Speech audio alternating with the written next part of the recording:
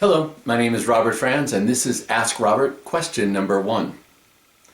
What is the origin of the word Baroque, and what is its original meaning? This is a really good question, especially if you're going to go see a concert by the Boise Baroque Orchestra. It's good to know what to expect.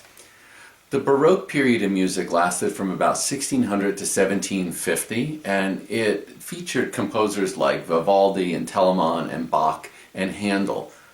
That gives you an idea of the composers that you'll hear, but the style of music, what does that mean exactly?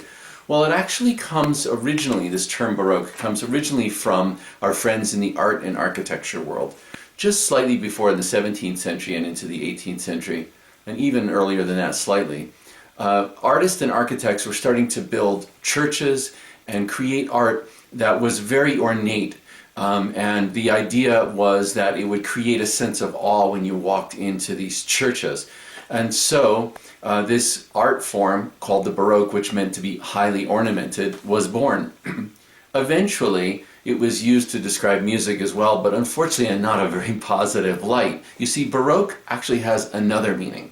If you were to look it up online, you might find this meaning: characterized by grotesqueness, extravagance, complexity, and flamboyance.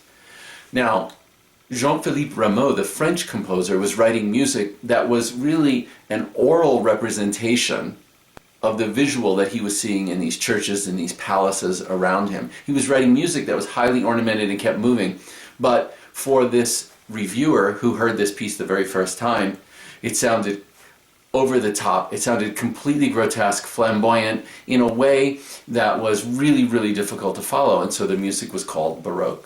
These days, our modern ears, are much more well adjusted to this incredibly beautiful music.